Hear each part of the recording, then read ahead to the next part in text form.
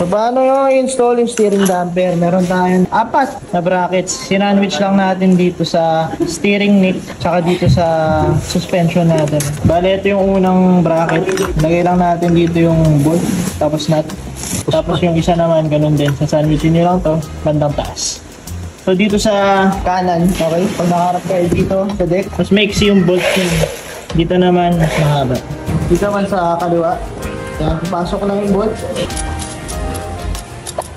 Mauna yung bolt, yung damper, tapos yung sa sandwich. Tapos sa ilalim, lagay nyo yung nut.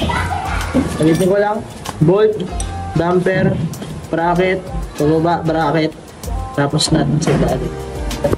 Pasok nyo muna yung pinaka bracket ng damper. Kasama naman na yun sa package. Pasok yung bolt, pasok yung lahat ng butas. Kailangan naman alamin dyan pagkasunod-sunod. So, tutorial lang naman tong video na to. Definitely, pag pinadala namin kayo ng bolt, mas maiksi na dyan. Ganyan lang naman yung pagkasunod-sunod yan. At yung bracket, naka-sandwich sa katawan. Ito yung damper. So, trabaho niyan para sa high speed, hindi kayo magwabol.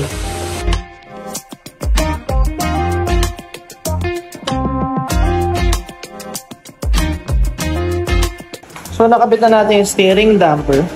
So, tuturo ko lang sa inyo paano i-adjust yung stiffness ng play ng steering damper. Pag nakapapunta sa plus, paigpit yan. Ibig sabihin, palagkit, mas mahirap lumiko. Pag nasa minus naman, mas mabilis lumiko. Mas wobbly yung steering damper. So, kung advice lang yan, bottom line, kung high speed kayo, doon kayo sa plus. Kaso mahirap na iligo yan. So, dire-diretso lang dapat yung takbo nyo dyan.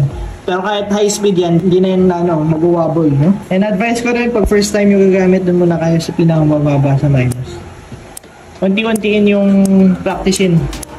Plus kayo ng plus ng konti. Alright? Yun na yun.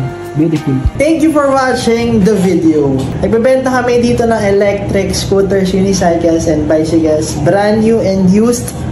Meron dito sa Motor EVP. Nagre-repair din kami ng mga units. Kung gusto nyo bumisita, address and contact number andyan sa screen. Message nyo na kami. A bit away.